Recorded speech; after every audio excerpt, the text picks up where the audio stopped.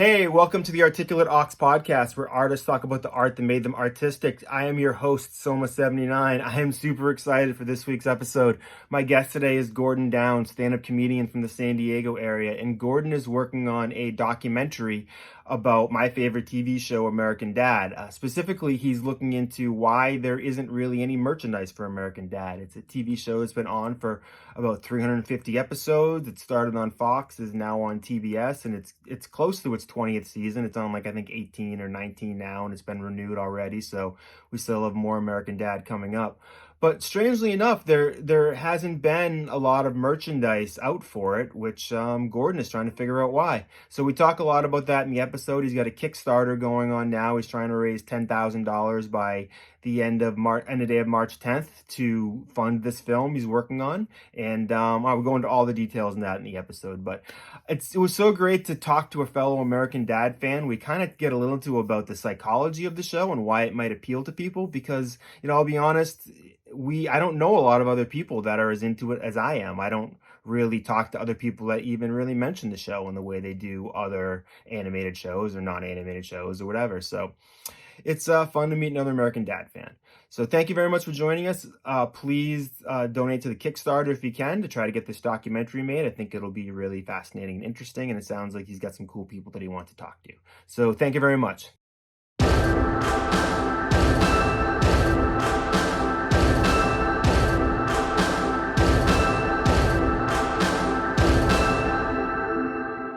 Hey, this is the Articulate Ox podcast, where artists talk about the art that make them artistic. I am your host, Soma79. My guest today is stand-up comedian from San Diego area, Gordon Downs, who is here to talk about a documentary that he is trying to get going about my favorite show of all time, American Dad. So I'm super happy to have someone here who wants to talk some American Dad with me. I watch that show pretty much almost every day. Drives my girlfriend nuts probably, but I'm glad someone else is as enthusiastic about it as me. So how's it going today, Gordon? It's going all right. It's Super Bowl Sunday today. Can I say that? Should I not have said that? Should I not have dated the podcast? No, I was actually going to bring that up because, ironically enough, the first episode of American Dad was broadcast after the Super Bowl in 2005, which also had the Philadelphia Eagles in it. So I just realized that right now. So this is sort of kismet. This is kismet. This podcast recording. It's going all right. I love sports. But I have other things I have to do today outside of eating guacamole and Doritos with a bunch of drunk guys. Yeah. I don't know how much I'll be watching of it either. I don't watch a lot of football, but I don't know. Maybe I'll tune in for Rihanna or something. I don't know. I heard Ben Affleck's doing a Dunkin' Donuts ad, so everybody in New England is probably going to be jazzed about that. It's always interesting to see what the Super Bowl halftime performance is like, and I think everyone said no one can top what Prince did a few years back. So the last year was pretty good with Dr. Dre and Eminem and all that stuff. So we'll see. That was odd, yes. But thank you for having me. I'm very no problem, man. Thank you for having me. To be here. So first, let's talk about the documentary because you have a Kickstarter that's running right now through, I believe, March 11th. Friday, March 10th. Friday, March 10th. Okay, good. And you are trying to raise money for a documentary on American Dad, particularly the merchandise and why there is almost none of it. So I want to talk a little bit about what led you to want to do this documentary and where people can contribute to the Kickstarter. Well, basically, I had started an Instagram page just out of sheer boredom and not having a family to raise or be around.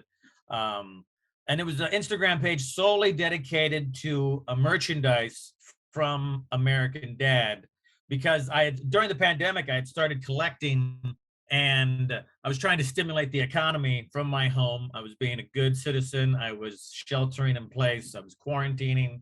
So I was on eBay a lot and I came across this lunch pail. I don't know if that's a good visual. That's very cool. Yeah. And I've never seen that before. Yes, no, it's one of the first things as I featured on the Instagram page was this lunch pail. And I was like, oh, this is cool. I'm a 40-year-old man. I need a lunch pail.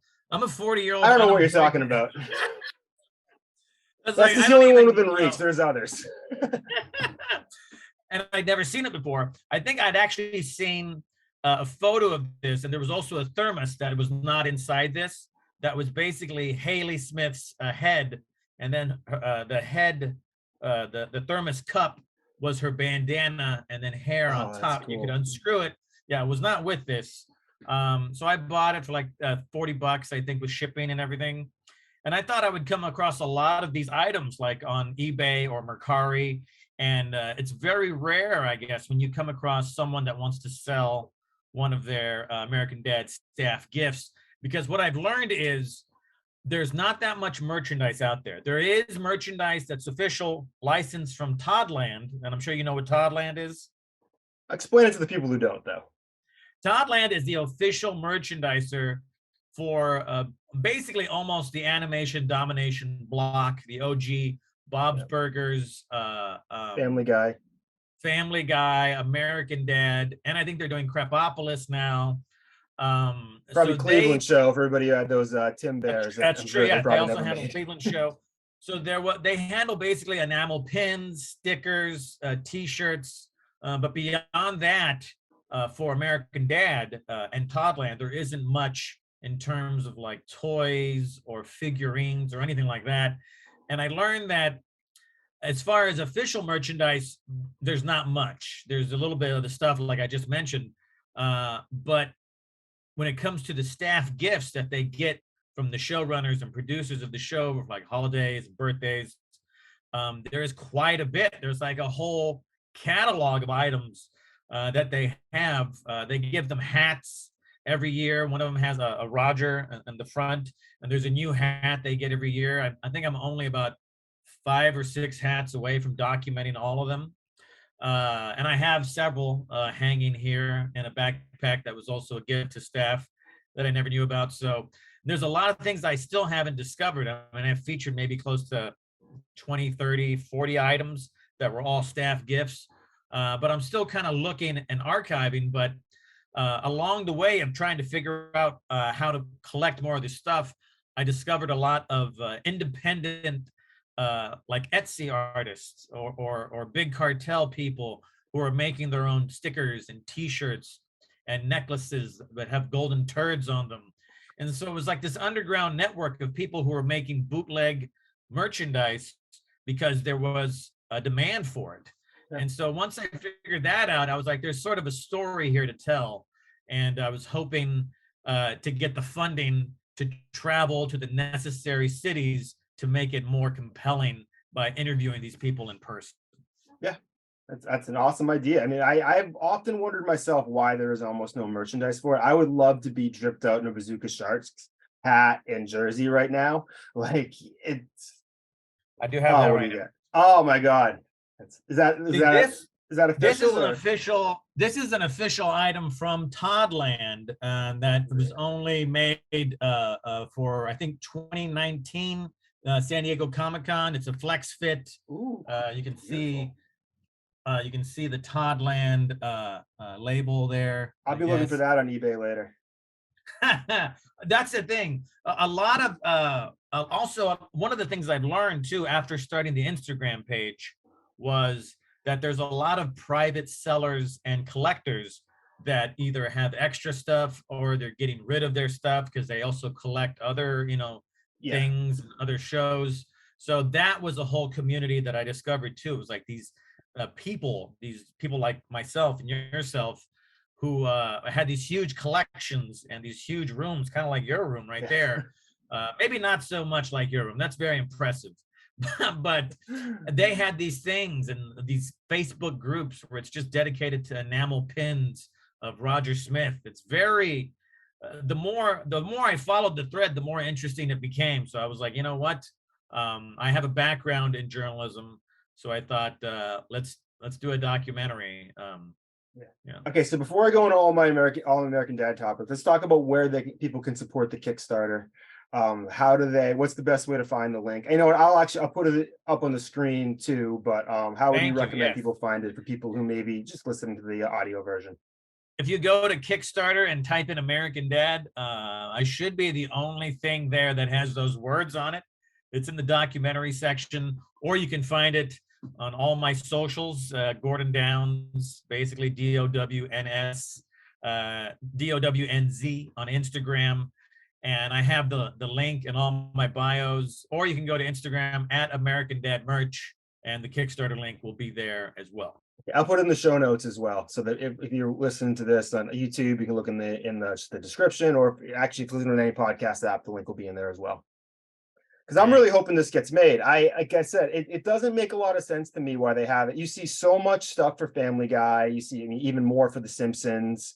And it seems like I was thinking about this the other day. Why would they not do this? I mean, part of it makes me wonder if maybe there's so much overhead associated with making these items that they fear that if they don't sell, it may put the show on the chopping block. That was the only theory I came up with, but it's probably not even that much thought put into it. Any thoughts on why we haven't been flooded with Roger and Klaus t-shirts over the past 19 years?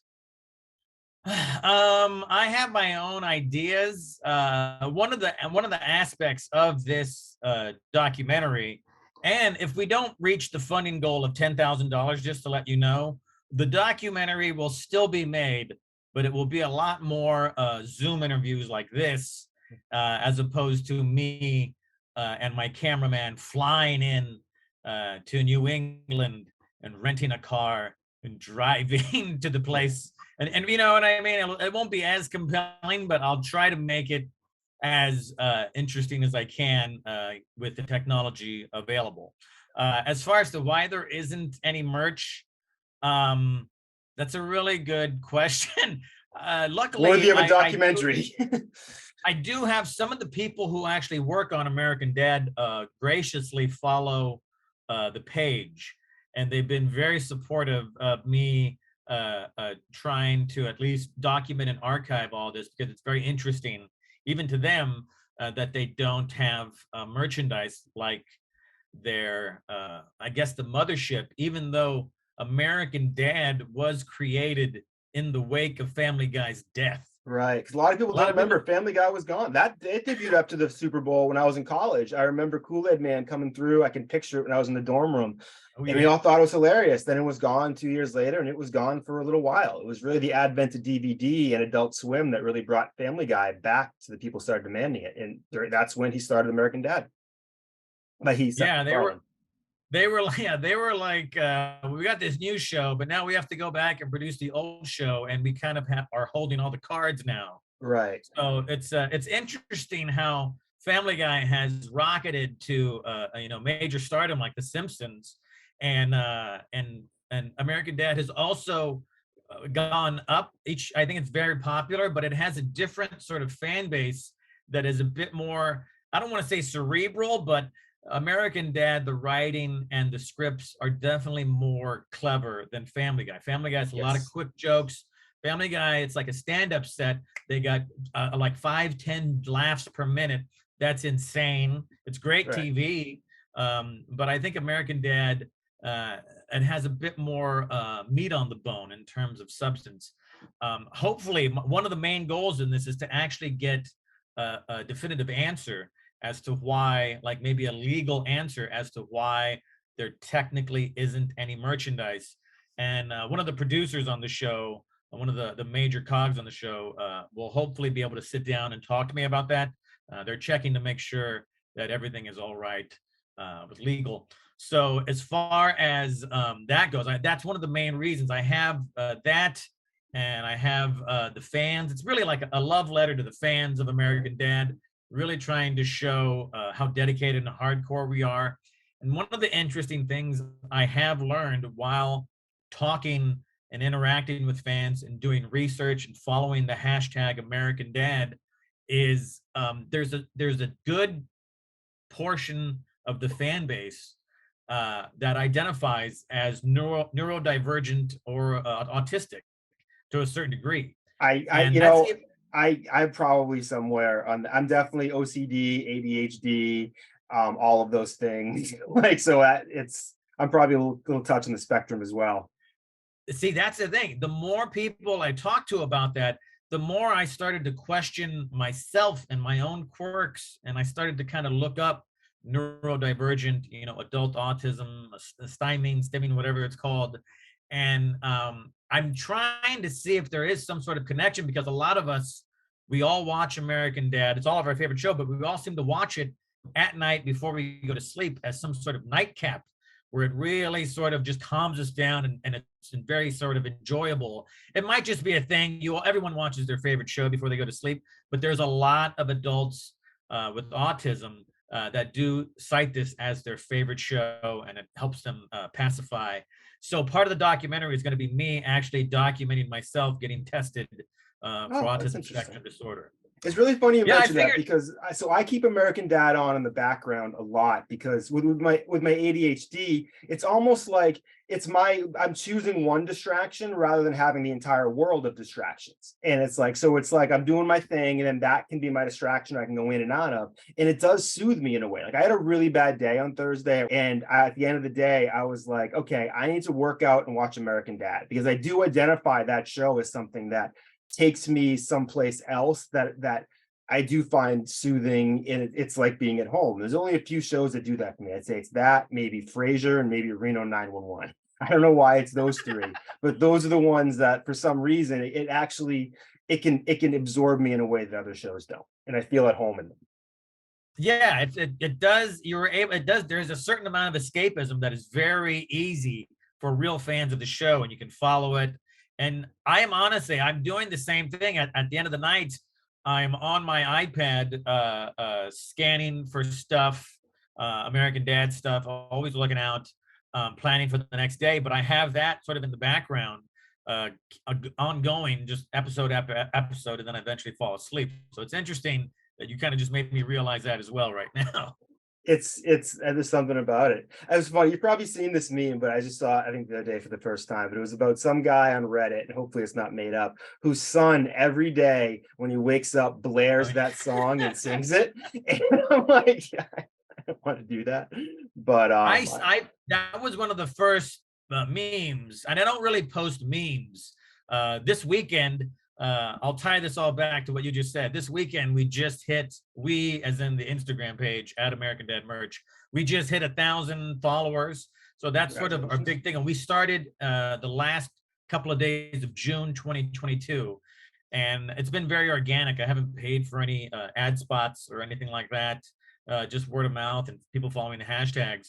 But that was one of the first memes that I posted in the story.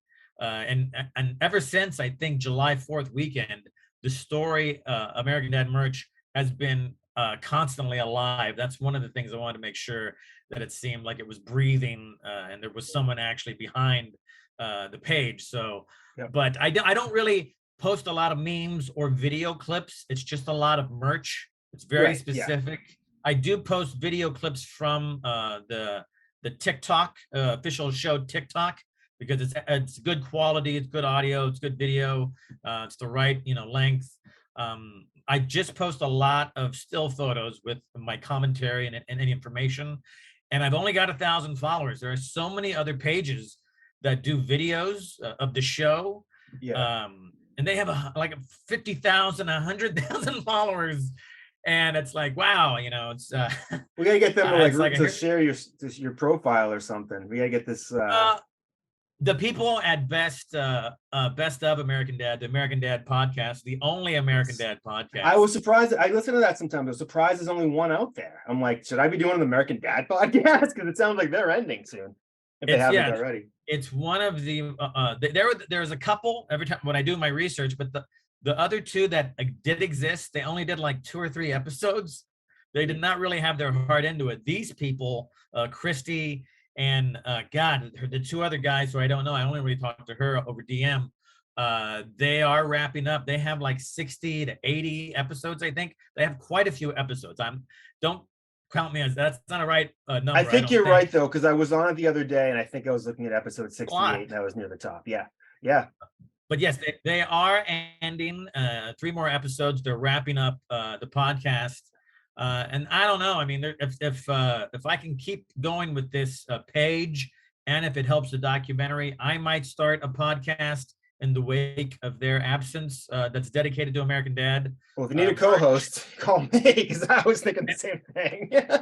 Not a bad idea. I mean, if you got a lot of podcasts going, God, what was I trying to bring this back to? American Dad. I thought it was something specific. Either way,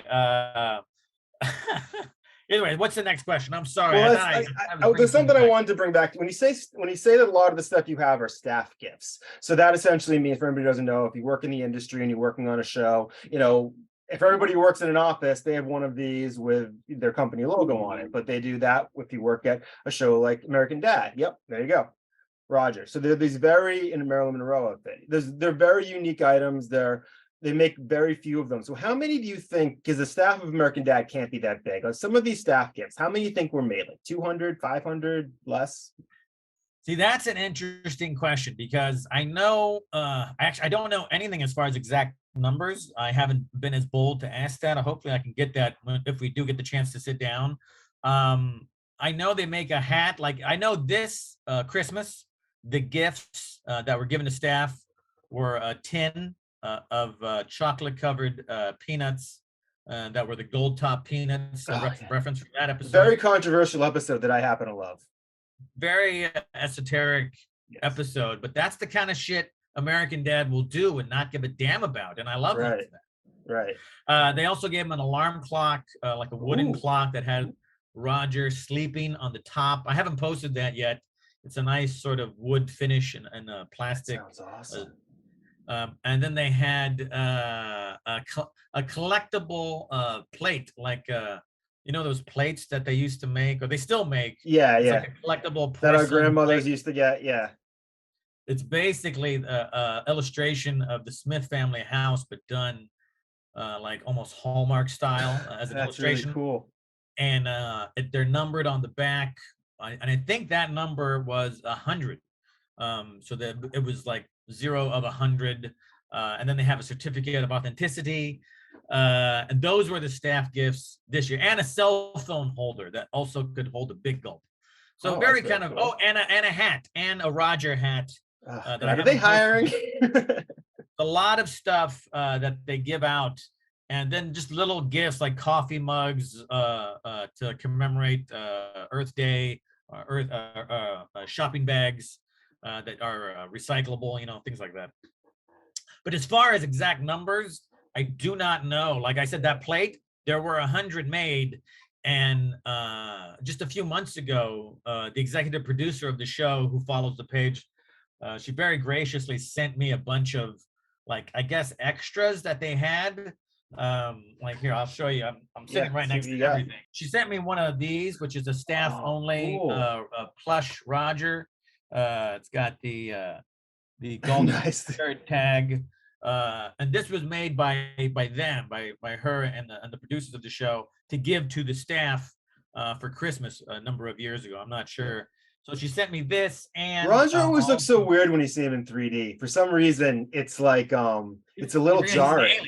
Yeah, he has an alien body, and it's very pear shaped. Yes.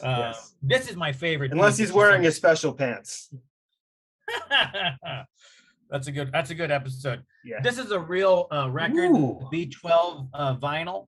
There's a lot of glare on that. Yeah, that's cool. Is it just a single, or are there more songs on it? No, there are plenty of songs on there. I don't know if you can see. They're kind of written in the tag. Yeah, I can see them, but I can't really read them. That's something else I'd be looking for later. So it's basically, it's sad to be bad. Daddy's gone. Bad boy. Is she not hot enough for you? And then, of course, girl, you need a shot of B12. That reminds me of one of my favorite American Dad jokes is when they're all 12 of them are there, and the uncle walks out of the room, and you hear the gunshot, and Snot calls up his mother and is like, your brother killed himself, just like you said. And she's like, told ya. Very dark. And I love that. But it gets me. I know. I love that. I love that about them. So, I mean, but back to the question, the fact that she sent me these extras, I suppose. I mean, I don't think she would give up her own personal copy. There's probably a closet in there that we'd both love to get into in that office. No, so I would imagine they always make a few extras just in case for something like that. They probably got to round it up to a certain quantity anyway to get like 250 or 500 of or course, something. Yeah.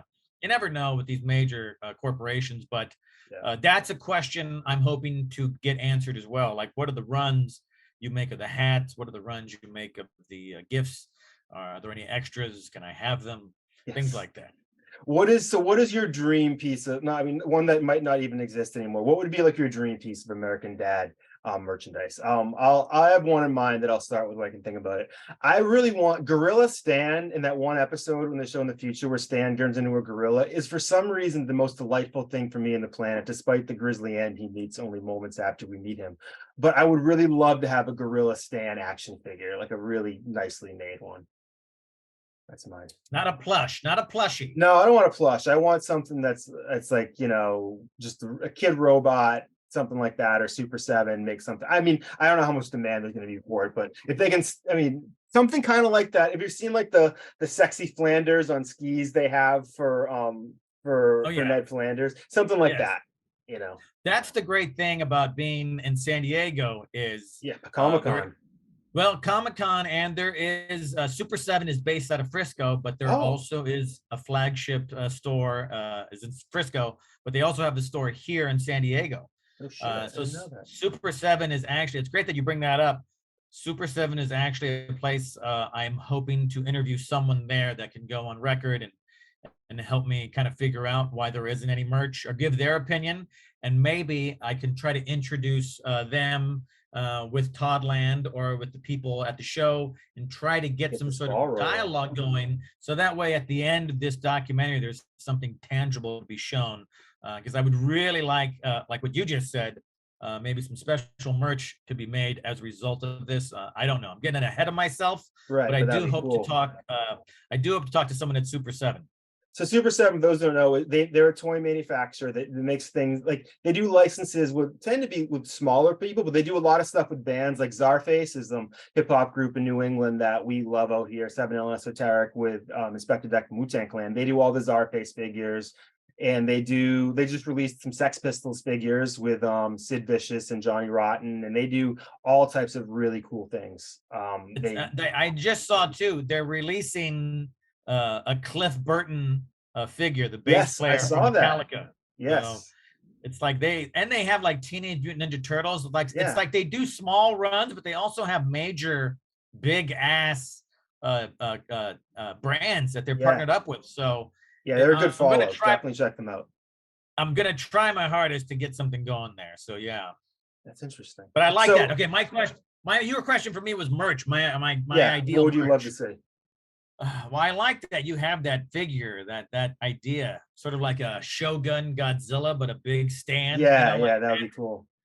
I don't know. That's a really great question. I haven't really thought about that. I mean, honestly, I would, if anything, and I said this earlier in one of the posts. I do sometimes am whimsical and wish for things in the post I make in the descriptions. I would like maybe a replica green couch. I realize they may be very expensive Yeah. to have an actual green American Dad official sofa.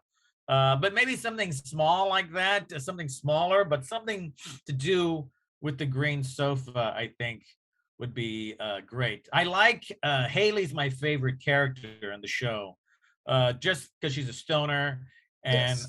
I just look at she's kind of always stoned. So Yeah. it's very funny to me and identifiable. One of the merchandise rewards that I have in the Kickstarter program, I'm making a T-shirt that's basically it's the scene where Jeff and Francine are getting high in the living room. Yes. And they have drinking the 2 liter of the 2 liter of orange soda. So that scene is going to be the T-shirt. But I also have the option of a 22 inch by 22 inch replica of Haley's bandana as one of the gifts if you donate on Kickstarter. So I tried to think of what I would like to see if I was a fan. And I realized that in all the research I've done and all the keywords I've searched, I haven't seen anything regarding Haley's bandana. And that's fairly iconic with the show, I think. Right. Yeah. There are some great Halloween pictures out there of some people dressed like Haley, and it's not that difficult. If you can get the bandana, it's not that difficult of a costume, and it's pretty easily identifiable. I should note that to anyone watching that is interested in the page, I do the page itself is mainly Instagram photos and some reels like the wall, my Instagram wall. It's all an archive for merchandise and like a couple of reels from the show, but it's all merchandise, official and unofficial. But in the story, I update the story usually about 4 to 5, sometimes 6 times a day. And I have several categories. I've been documenting cosplay, tattoos, fan art, and the merchandise post and miscellaneous stuff. But yes, I have close to, I think close to 100 different cosplays that I've accumulated in the story archive, which is something. It's sort of like a fan base. The story, you know what I mean? I'll have to send you my wall is picture for of my the archive. tattoo. I have a tattoo. I'll have to send you a picture of it. Oh, what is it of? It's on my legs. It's kind of hard to show, but I'll see what I can do here. Is it Roger? Nope, it's pretty obscure. Is it the peanut thing? No, it's the it's tough to see. I might just show the owl. It's Buckles' owl. Except I changed the color of it to blue. That is inside baseball there. Because I have the Twin Peaks thing below it, and I don't know if you know Twin Peaks at all, but it's the owls are not as they seem is a thing from Twin Peaks. So I figured I'd tie it all together. I got like a little spy versus spy behind it, and I'm getting the Space Ghost with Danger Doom on the front of it soon. So just oh wow, that's what we do in your 40s when you have no kids. that is one of the things. If I do get the funding or surpass the funding goal, I will be flying. This will probably eat up most of the budget, but this is if we go beyond the funding goal. I will be flying to France to get a tattoo at a tattoo parlor that has a wall of different Roger flash art that cool. they do. So it's kind of like an inside tattoo gang in this hippie commune in France. And they're into American Dad. That's crazy. It's very interesting. A lot of the tattoos that I have posted are from tattoo parlors and artists in France and Europe. Like the majority of them are in Europe so far, or a good 50-50 amount. It's funny you mentioned that because I have a friend who comes over to my house a lot, and I'm always watching the show. And it's like I usually turn it off when someone else comes in because it's like they know that I'll just keep just to be courteous. And she decided she hates the show, and she thinks that it's like a big like red state show in America just because of the title and what he does for a job. I'm like, and it made me wonder. I mean, obviously it's not if you've watched it, but it made me wonder if a lot of people, what the perception of a show that's called American Dad is, because it doesn't really, in some ways, it doesn't live up to the title, because the title to me almost makes me think of like the Major Dad show from back in the day. It doesn't make me think of like the satirical, super clever. I mean, maybe I'm just shitting on America right now as I'm saying that, but I don't know. The fact that it's big in Europe to me is a little surprising, And Australia. I think that's the thing. I think a lot of people, because I sometimes comment at American Dad merch, I will comment as the page, and it's always very pro show or very, very pro America. And I remember someone did a tattoo. This tattoo artist in France had a tattoo, and they were commenting on the Instagram page, their post that I shared. And they were like, it was all in French, so I didn't know, but I just saw American Dad, Stan. And then someone commented, yes, the stupid American show and the stupid Americans. And then they commented that like maybe 58 weeks ago. This is an old tattoo, And so I found it and I commented, USA number 1. Just because it's very tongue in cheek. And yes. I think if you're intelligent and you don't judge a book by its cover, and you watch it and you realize there's so much more to it, it doesn't even really do anything. He has to do at the CIA involves like ecstasy or utter buffoonery. There is no more being run by a British guy. There's no more axis of evil plot line. It's really just misadventures with the family and at work. And it's never, I mean, the last CIA storyline I think they had was when they went to China to play virtual esports. Right. You know what I mean? It had nothing to do with terrorism, except for they were going to go kill someone, and it was bungling. But no, it had nothing to do with terrorism, except they're going to kill someone. The majority, it's always that someone's going to die, or someone in the family is going to get very hurt. But yeah, the majority of the people, they get it. But here's the one thing that maybe I don't know if you noticed, I don't think if anyone really notices this as a fan, because we're kind of doing our own shit, you know. Yeah. I've learned that the American Dad fan base, overall, from what I've experienced, they shouldn't say this as my definitive findings, but they're fairly apathetic. They really don't give a shit about anything, and they're happy that you posted a video. Yeah. They'll share it, they'll like it, but we really don't give a shit as much as like maybe other fan bases do. It seems maybe it's because we've been neglected, sort of. We don't Yeah. have We'll take as whatever many we can get. toys. So that's what I've noticed, because I have posted this link in the video that's there in several American Dad groups on Facebook, and response has been very cold, lukewarm at best, and a response on Twitter. I'm surprised no one has written back any sort of rude or Give them ethnic time. Give them slurs. time. But it's been very difficult to get any sort of interest in the campaign beyond. That's interesting. I'd love to watch that. Yeah, I don't, sometimes I wonder who's watching the show, because every time they announce, I mean, I obviously, maybe just me watching on repeat is what's keeping it on, because maybe they think I'm like 400 people. Like, it's every time they renew it, I'm surprised, because animation's expensive to make. Those probably gets cheaper every year with all the the digital improvements. I was working on some animation earlier today, and I to some degree I couldn't believe how easy it was. They make it now through Adobe. But the show keeps coming out. I don't know anyone else that watches it, and I never hear anybody else reference it. And I kind of wonder how it, I mean, that's why my theory before was that the merchandise may be because they don't want the show to like go into the red by making merchandise people don't buy. And maybe they're just trying to just keep themselves on the air by good budgeting. That was my only theory. But do you know a lot of people in your social circle that watch the show, or? I know a couple, and they're very. I do know. I no. There you go. That's a good answer right there. I've talked to people about this, and people know that I'm doing this now, so they all revealed to me that they are fans and that they watch it, and that it's like, oh yeah, I recorded on my DVR. It's like, oh, All right. I was like, I never hear you talk about it, and I never see you wear a T-shirt. And they're like, well, they don't make T-shirts. It's like, well, I found where they Right. make T-shirts, but Yes. they don't really go seek it out. You know what I mean? It's very casual. They're like, yes, it's good. I watch it. Even my nephew, he watches it. He's like in college now, so he's allowed to watch it. And a lot of people I didn't know, but they're just not very outspoken fans. They're just kind of watching it and enjoying it, and they don't really give a shit about the absence of merchandise. It's funny.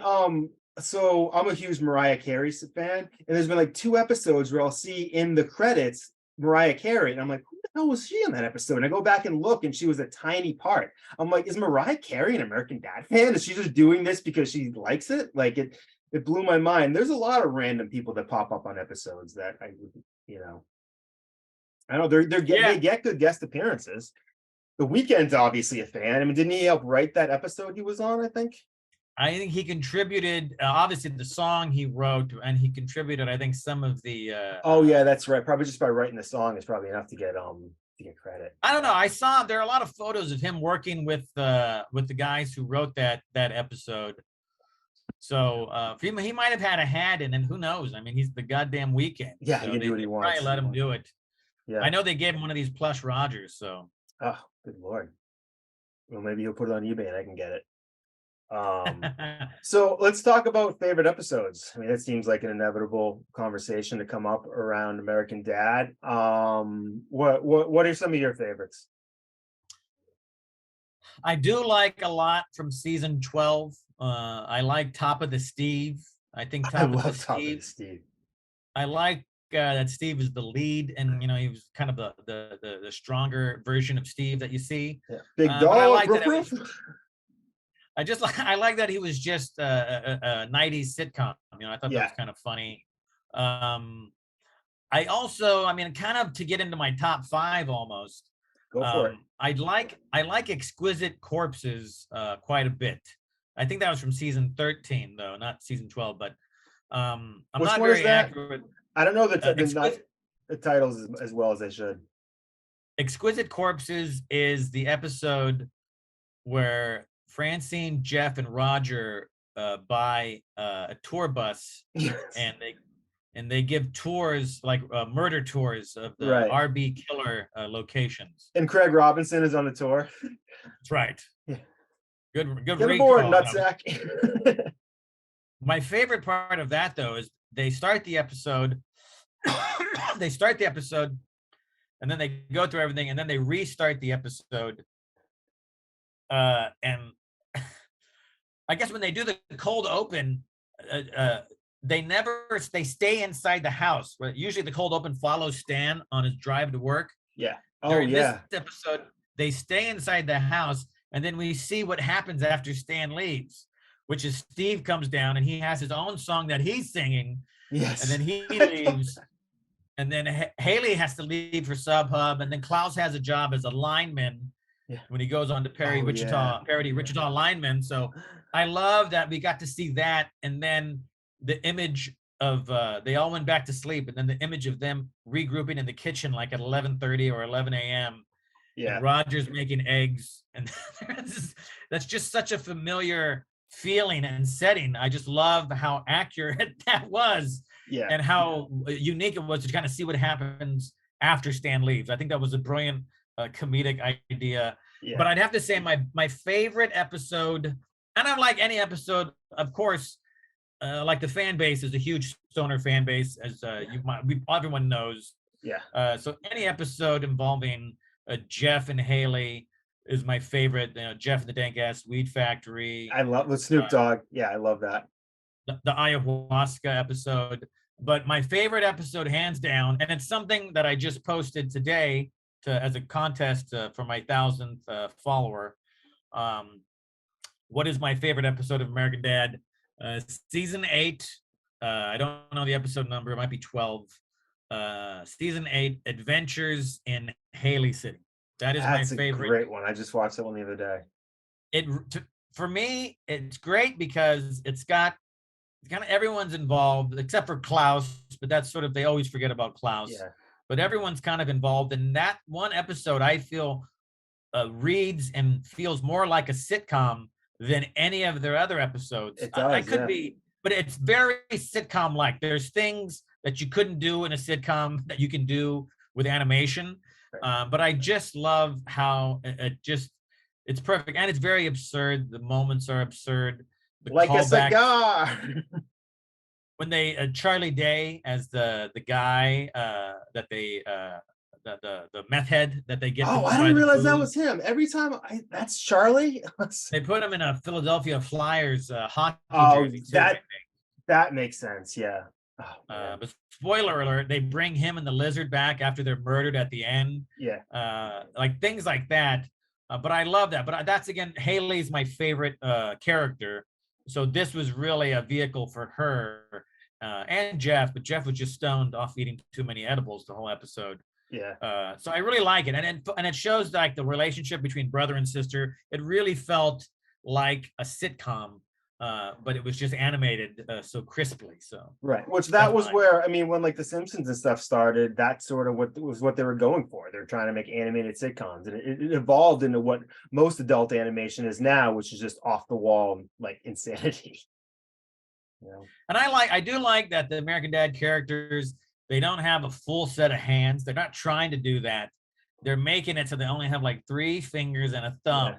So they're like, but that's kind of like a callback to the Flintstones, and I think the Jetsons, you know? Yeah. It's very sort of updated animation, but it's sort of like rooted in the blueprint of adult animation. Yeah. I think my favorite episode, the one I always go to, is Game Night with the Labyrinth. Well, that's a recent one, yeah. Yeah, I know. It's like, because I know a lot of people don't like the newer seasons as much. I don't really. You know, it's funny. I didn't watch the show in the beginning because I was like, oh, this is like a half-assed Family Guy, and I wasn't into it. Then when I discovered it, I was probably maybe around season like maybe 8 or 9 or 10. I was like, wow, this is awesome. And I kind of started absorbing it all at once, and I never really had a preference. But the game night episode absolutely slayed. And has one of my favorite things is when Jeff actually gets to be smart, and when he's the one that's like screaming about how ridiculous it is that they pretend Stan is good at all these games. I love all that shit. I love when Stan has the relationship with the monster in the labyrinth, and how he doesn't understand, like all the labyrinth dwellers don't like understand why Stan doesn't get what's going on. I just love that shit. It's so funny. And when they all get out at the Stan end.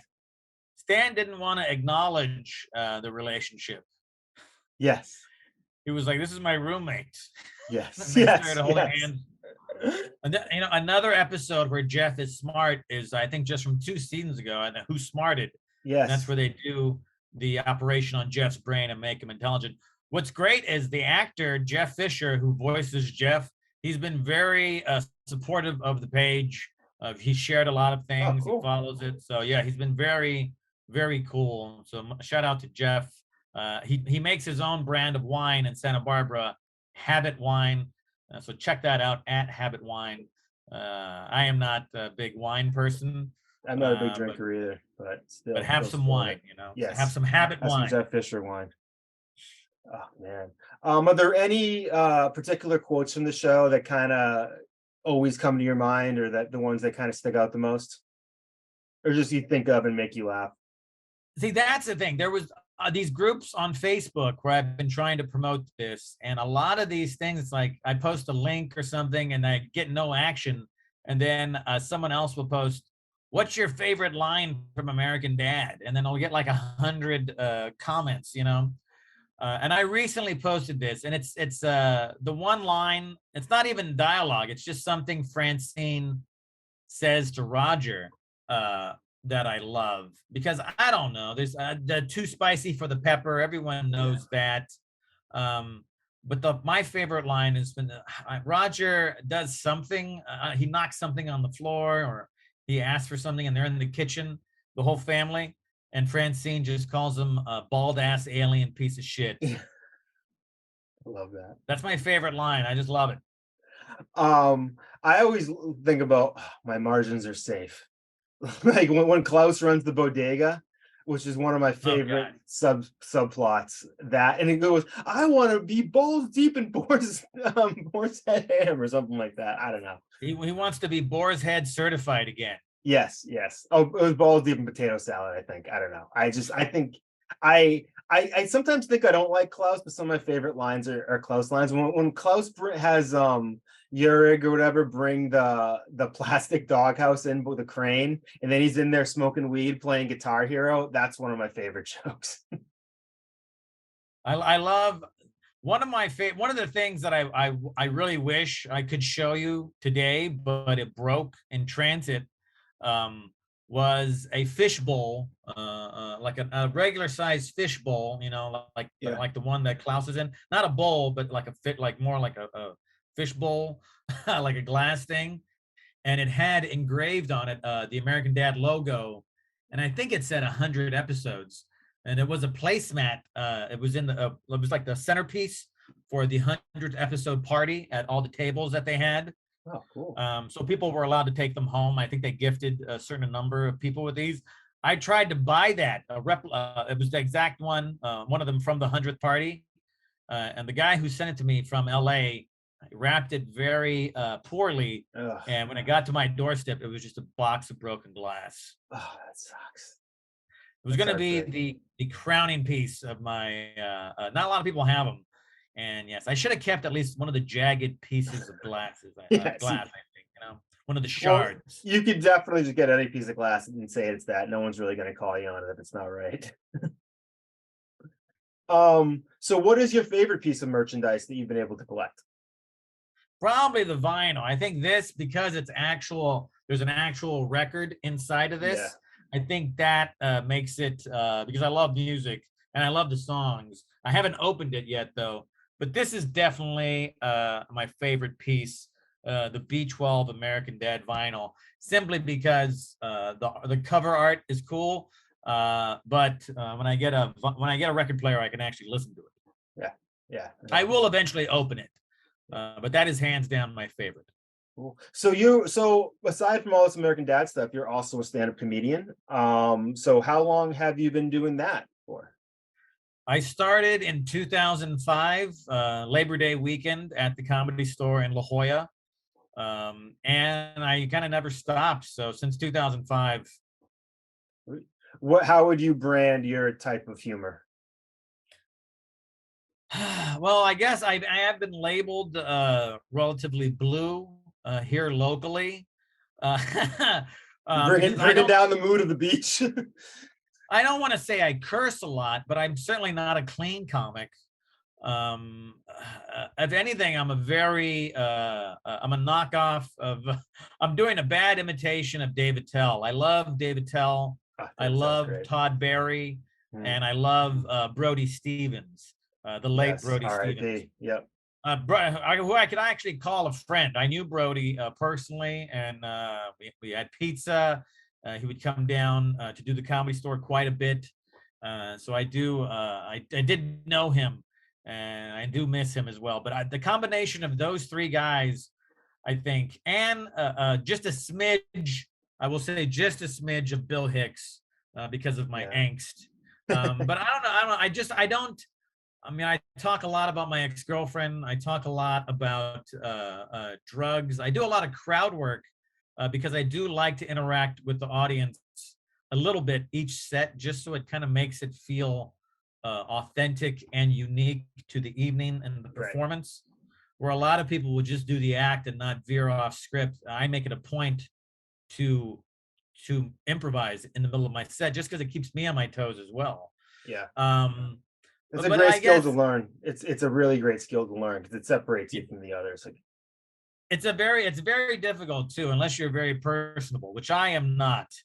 And it's a lot of trial and error. So it took a long time of just learning from failure how to do it right, and still learning to this day. So, but I guess you could say, as my comedic style, scumbag. Sounds good. Sounds good. You ever run into Doug Benson around there? I know he's from San Diego. Doug follows me on Twitter. I follow him back.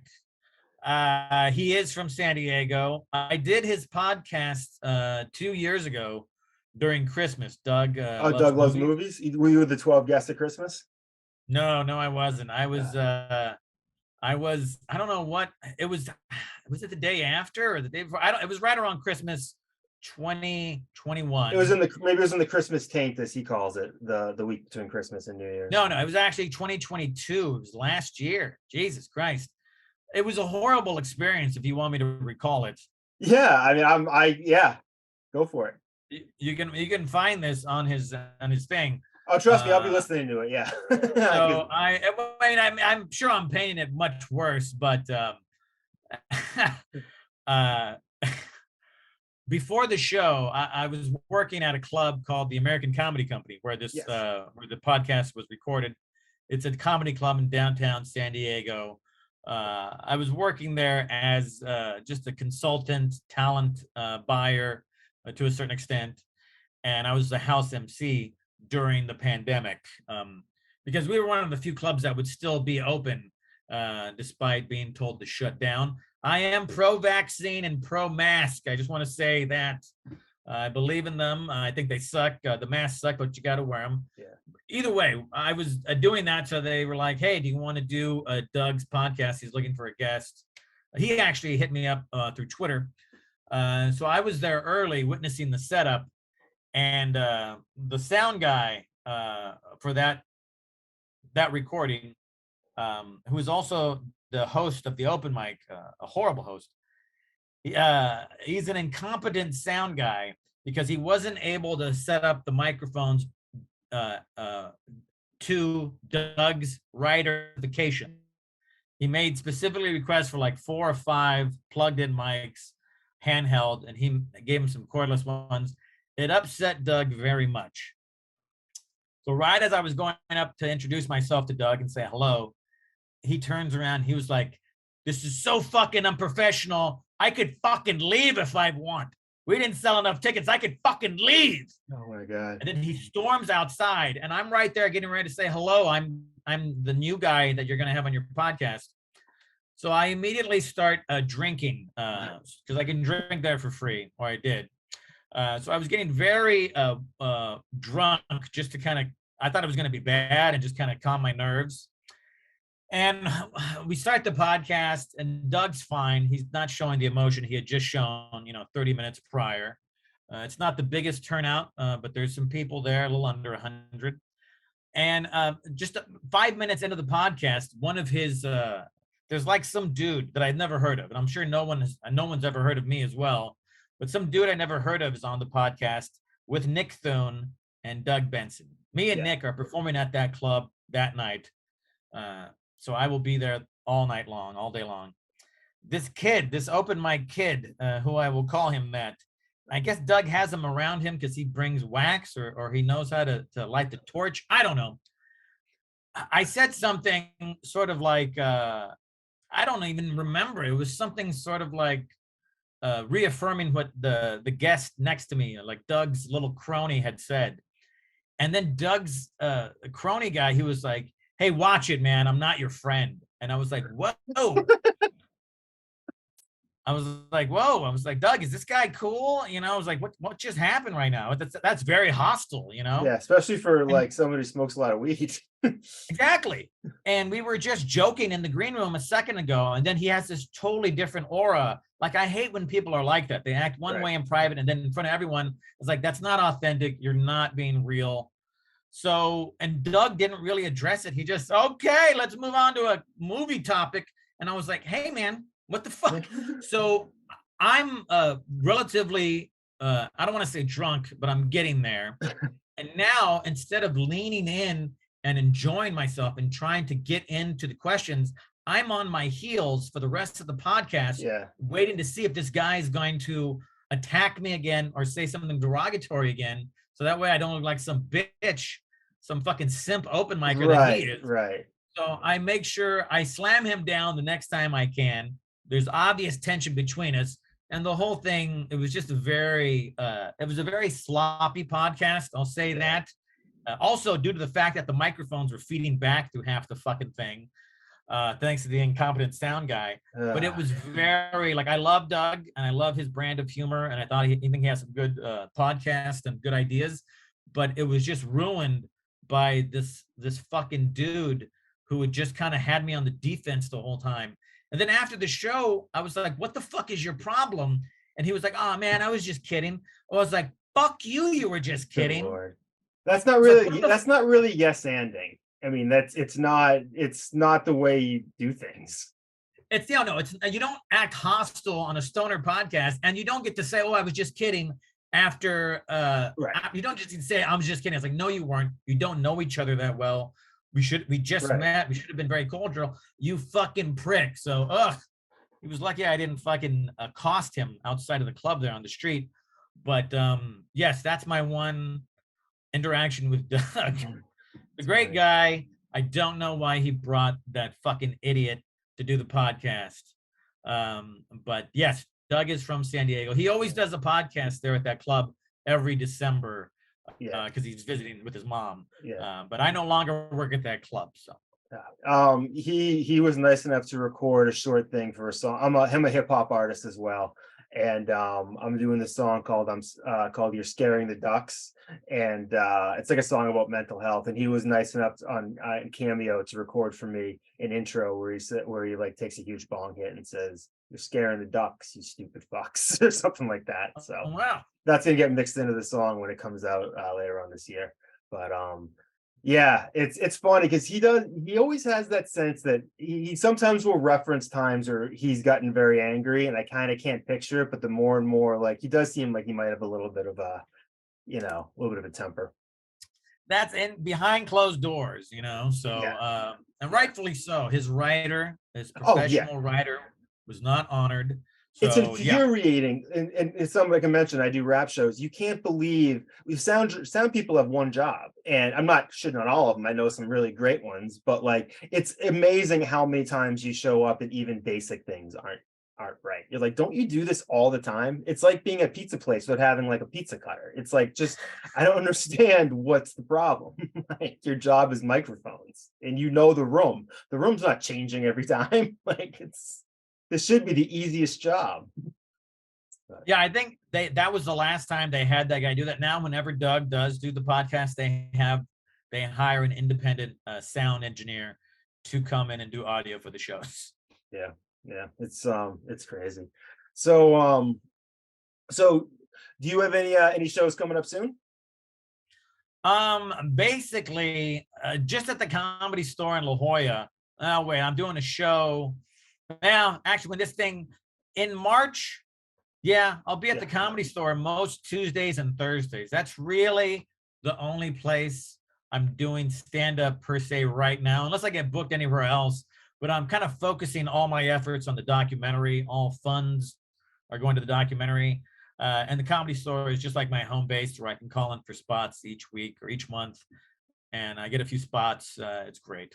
You know what's funny? I was just thinking about just American Dad, how it's still around, and my television can't decide which season the new episodes are in. Whenever it records Uh, it, some of them are in season 17. I think it's some of them are season 18, and it doesn't seem to really know. And I can never get a good I can never get an answer online when new episodes are coming out. It seems like it's always some sort of a secret. And it's like some weeks they pop up and some they don't. And I feel like almost any other show, you can go online and find all the release dates, but I can never seem to find them for American Dad.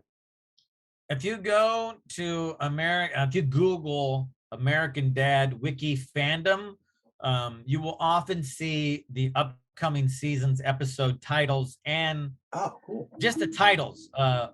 Usually no one knows what the order is going to be until they announce when the season is going to debut, and that's usually through the TBS app or the Roger the Alien Instagram app account, and Facebook as well.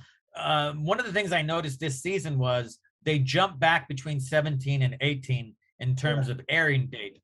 Like an episode from episode 18 would air on Tuesday, and then the next Tuesday it would go back to episode 17, and then Oh, episode okay. another season 17. So it is weird how they do that because it keeps going back and forth between seasons, but it might have some sort of legal thing. I don't know. It is Yeah. interesting, and it's always kind of off too because the first season of American Dad that aired, Super Bowl Sunday 2005, it was only 5 or 6 or 7 episodes, and then they ordered another 20 episodes, and they made those, and they kind of lumped it together with that. But some places Oh, have you're it right. as that is the first episode, that is the first season, and then the second season starts at the next one. So there's a weird discrepancy with everything, it seems. I will say American Dad, unlike, I'd say a lot of big animation shows, I think the early episodes, a lot of them hold up. I don't go back and watch season one that often. I usually probably start around three, but even season two has got a lot of good. The animation isn't great, but a lot of the writing is really good. It's very similar to Family Guy because it's very punchy, it's very quick, and they're getting laughs, and it's very playfully racist. But you're right. I do kind of cringe when I watch season 1 and 2. I do like some of the going back now. I've always said that I hated the first couple of episodes just because of the way it was animated, the Yeah. way it was so heavily, Republican and Yes. God and George Bush. But that's who was in office at the time, So Right. Yeah. I Feels like a do, long I time do. ago. Yeah, going back to them, it's like they are well written. Not all the episodes are that heavy-handed with the conservative tone, but they were kind of getting their feet. And it's kind of, when you think about it, they were making these episodes as Family Guy was being revived. Right. So I think that not the story, but what happened is they had to create an own animation division for Fox Studios that was making Family Guy and American Dad because that's what they were putting out. So they kind of created their own division and own building based on Family Guy coming back and them doing 2 shows at the same time. Makes sense. It's surprising we've never really seen a American Dad crossover with other other big Fox properties. Like there was a Futurama Simpsons crossover, which I really loved. There was a Simpsons and Family Guy crossover, and you'll see they'll make little jokes sometimes in American Dad, where like Brian and Stewie will pop up, but the joke's always at the expense of American Dad. And I would love to see full on American Dad crossover with any of those shows, but I'm guessing we're probably not going to see it. There actually has been. I think it was the hurricane episode, where remember where the hurricane happened, and it happened in American Dad, it happened in Cleveland Show, and it happened in Springfield, where the Simpsons are. No. The hurricane episode is one of my favorite episodes as well. There's some great Buckle stuff in there. I didn't know who was doing more damage in there. You were the bear. You love Buckle. I love that. Buckle. I thought Buckle was Will Ferrell for the longest time, because for some reason I just always thought that was his voice, but it sounds like his voice. No, I thought Mr. Javits from You Are Here in the recent season, the alien warlord monster that took over the mall. I thought for the longest time, I thought I was certain about this. I thought that was Patton Oswalt, because Patton does a bunch of voices. Does a bunch of voices of American Dad. That was fucking James Adomian, another great stand-up comic. Yep, that was him as Mr. Javits, and I was totally blown away because he sounds just like Patton Oswalt doing like a creature voice. Yeah, my favorite guest voices. I always love when Jason Mantzoukas and June Diane Raphael pop up from How Did This Get Made? It's my favorite podcast, and June's stuff is always hilarious, and Jason, you can just always, he does Dunkin' Donuts ads out here, so I get to hear his voice all the time. But his voice just makes me laugh. He's one of the funniest dudes. I was a journalist before I started doing stand-up, and while I was doing stand-up, I would still work a couple of journalism gigs here and there. But one of my jobs, I interviewed Nick Kroll. I interviewed some of the guys from The League, the sitcom The League. Remember The League? Paul Scheer. Yep. Oh yeah, Paul Scheer, Jason Mantzoukas, Steve Renazizi. Yeah, Renazizi.